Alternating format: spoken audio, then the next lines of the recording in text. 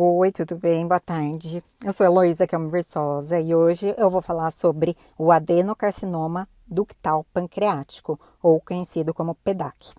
A pergunta central é: por que o PDAC é tão agressivo e difícil de tratar? A ideia principal da apresentação é que o PDAC combina um acelerador molecular travado, principalmente o Carras mutado, com a perda de freios celulares, como TP53, PTEN, CDKN2A e SMAD4. Além disso, ele cresce em um microambiente denso que dificulta a chegada de medicamentos e favorece clones resistentes. Bom, e o que é o PDAC? O PDAC é o principal câncer maligno de pâncreas exócrino. Ele se origina no epitélio ductal pancreático, ou seja, nas células que revestem os ductos do pâncreas. É importante não confundir com o tumor neuroendócrino, que nasce nas ilhotas pancreáticas. O PDAC cresce de forma infiltrativa. Ele invade tecidos vizinhos como duodeno, vias biliares, estômago, baço, vasos sanguíneos e nervos. As metástases mais comuns ocorrem no fígado, peritônio, linfonodos e pulmões. Essa localização e esse padrão de invasão já ajudam a explicar parte da agressividade. O PDAC não é o câncer mais frequente, mas é um dos mais letais. Em 2022, houve cerca de 510 mil casos novos no mundo e aproximadamente 467 mil mortes. Ou seja, a mortalidade acompanha muito de perto a incidência. Ele representa cerca de 2,5% dos casos de câncer, mas causa cerca de 5% das mortes por câncer. Isso acontece principalmente porque o diagnóstico costuma ser tardio. Os sintomas iniciais são vagos, como dor abdominal, perda de peso, inapetência ou alteração glicêmica. Os principais fatores de risco são idade avançada, tabagismo, obesidade, diabetes, pancreatite crônica e predisposição genética. Bom, esse slide resume a tese da apresentação. O PDAC é agressivo porque junta 5 fatores. Primeiro, a anatomia silenciosa. O pâncreas é profundo, então os sintomas são vagos e o diagnóstico costuma ser tardio. Segundo, o Carras ativado funciona como um acelerador molecular e mantém a via RAF-MEK-ERK estimulando proliferação celular contínua. Terceiro, a perda dos freios celulares, como TP53, CDKN2A, SMAD4 e PTEN, que normalmente controlariam dano ao DNA, ciclo celular, apoptose e sobrevivência, estão mutados. Quarto, a seleção clonal. O tratamento elimina clones sensíveis, mas clones resistentes podem sobreviver e se expandir. Quinto, o microambiente tumoral. O estroma denso cria uma barreira que dificulta a chegada dos fármacos e protege o tumor. Então, o PDAC é difícil de tratar porque combina acelerador travado, freios perdidos, microambiente protetor e clones resistentes. Em uma célula normal, o crescimento depende de sinal externo. Um fator de crescimento, como EGF ou PDGF, se liga a um receptor de membrana chamado RTK, receptor tirosina quinase. Quando ativado, o RTK dimeriza e se autofosforila. Essas fosforilações funcionam como pontos de ancoragem para proteínas sinalizadoras. A proteína adaptadora GRB2 recruta a SOS. A SOS é uma proteína GEF, ou seja, um fator de troca de nucleotídeo de guanina. Ela ativa Carras ao trocar GDP por GTP. Carras GDP está desligado. Carras GTP está ligado. Quando Carras está ativo, ele ativa RAF, que ativa MEC, que ativa ERK, que entra no núcleo para ativar genes de proliferação celular.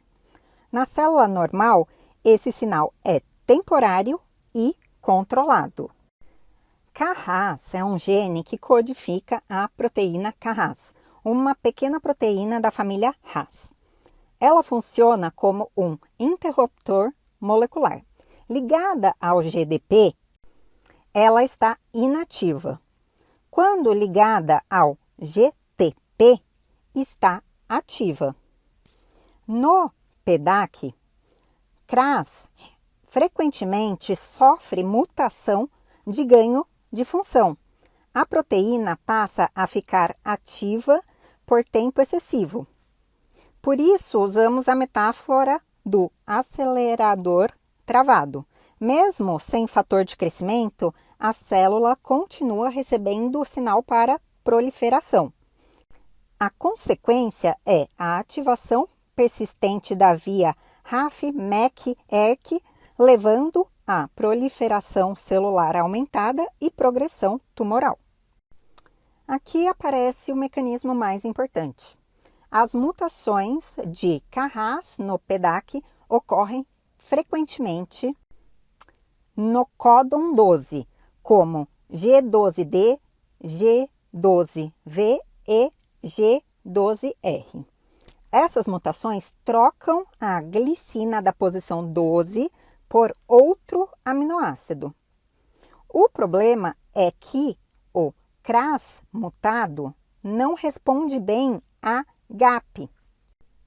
A proteína GAP normalmente acelera a quebra de GTP em GDP, desligando a Carras. Se a GAP não consegue desligar direito, Carras permanece ligada ao GTP. Com isso, a cascata de fosforilação de RAF, MEC, ERK continuam ativas. ERK continua entrando no núcleo e ativa fatores como o MYC, FOS e JUN, que estimulam ciclinas, CDKs e progressão do ciclo celular. O resultado é uma proliferação celular persistente. Bom, agora entram os freios celulares. TP53 é o gene que codifica a proteína P53. A proteína P53 é chamada de guardiã do genoma porque responde ao dano do DNA. Quando há dano, P53 ativa P21, que bloqueia o ciclo celular. Assim, a célula ganha tempo para reparar o DNA. Se o dano for muito grave, P53 induz apoptose, ou seja, morte celular programada.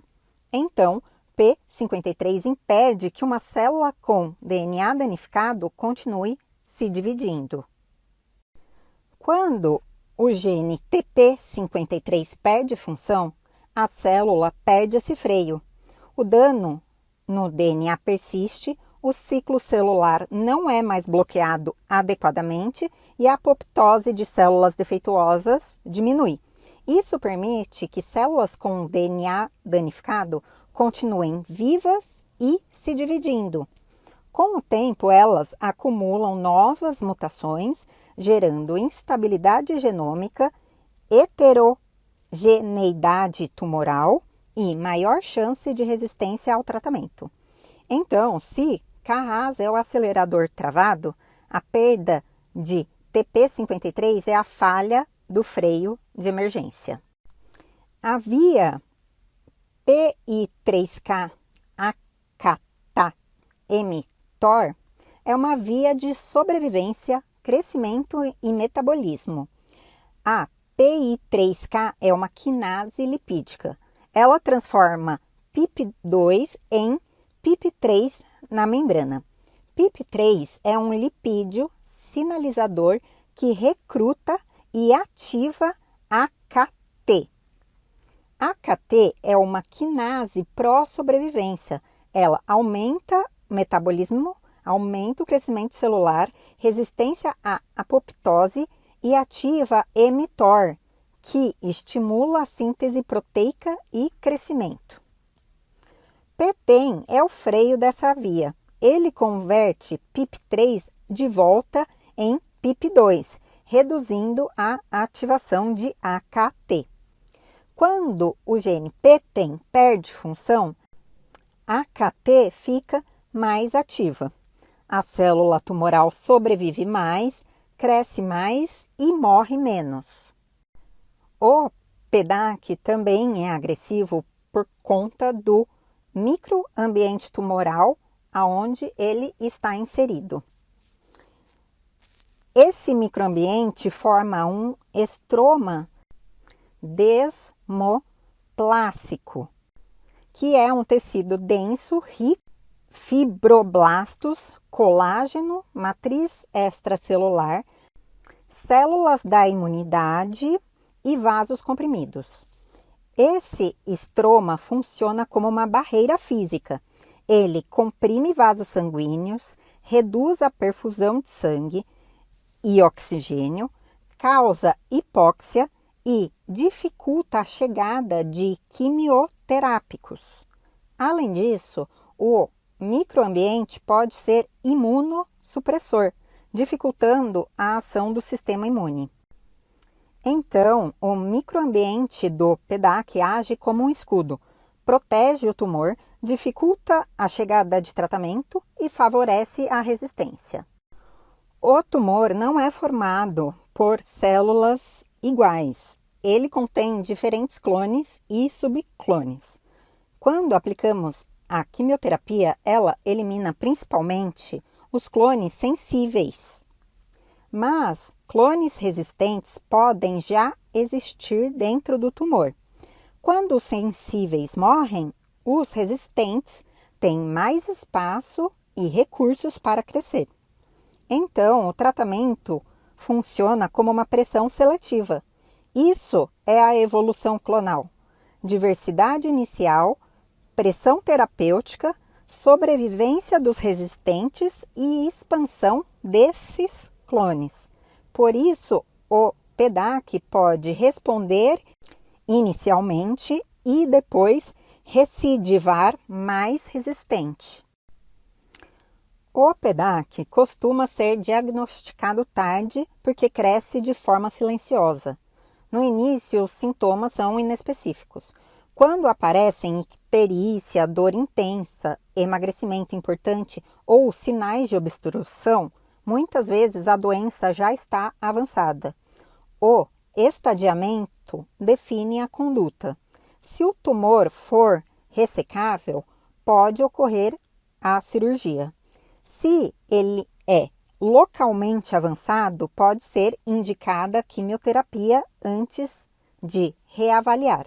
Se houver metástase, o tratamento tende a ser sistêmico ou paliativo. O CA19-9 pode ajudar no acompanhamento, mas não confirma diagnóstico sozinho. O tratamento é limitado por 4 motivos principais.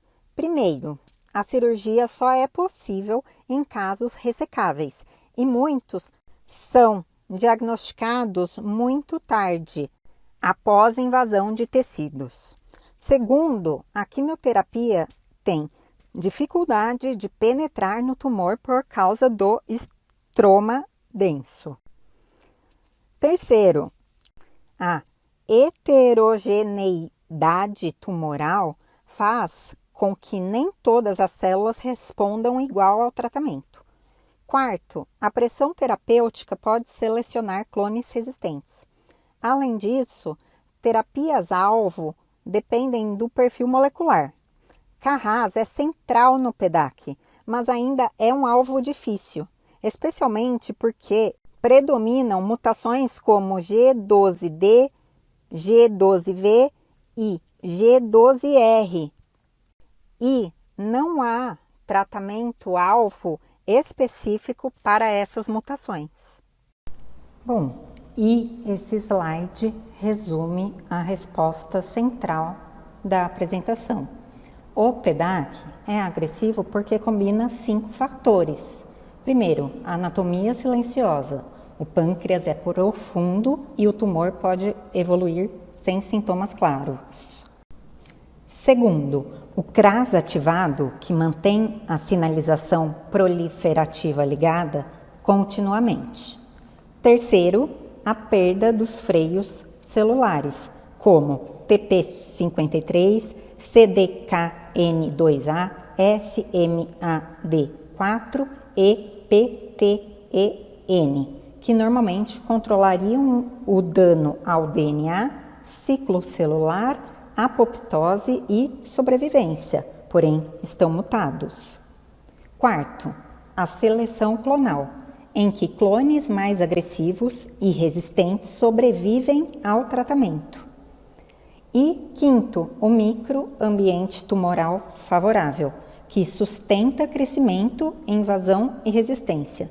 Assim, o PDAC é difícil de tratar porque não é apenas uma célula proliferando demais. É um sistema tumoral adaptado, protegido e resistente. Então, chegamos à conclusão de que o adenocarcinoma ductal pancreático mostra como o câncer não é apenas uma célula se dividindo demais. Ele é uma doença de comunicação celular alterada, perda de controle genético, adaptação ao ambiente e seleção de células mais resistentes. Ao longo da apresentação, vimos que sinais que normalmente seriam fisiológicos, como crescimento, sobrevivência, reparo tecidual, são sequestrados pela célula tumoral. A via do Carras, que deveria ligar e desligar conforme a necessidade, passa a ficar ativa por mutação. Ao mesmo tempo que sistemas que deveriam proteger o organismo, como P53, P16, SMAD4 e PTEN, deixam de funcionar adequadamente. Também vimos que o tumor não cresce sozinho. Ele modifica o tecido ao redor, formando um estroma denso com hipóxia, baixa chegada de fármacos e imunossupressão. Além disso, por ser heterogêneo, o tratamento pode eliminar parte das células tumorais, mas selecionar subclones resistentes. Então, a importância de entender essas vias não é apenas para decorar nomes de genes como Carras, TP53, PI3K, AKT ou ERK. É compreender por que o tratamento do PDAC precisa considerar a biologia molecular, o microambiente tumoral e a evolução clonal ao mesmo tempo. Assim, o PDAC é um exemplo claro de como a agressividade tumoral surge da soma entre mutações, falha de controle celular, proteção do microambiente e adaptação evolutiva. E é isso. Muito obrigada.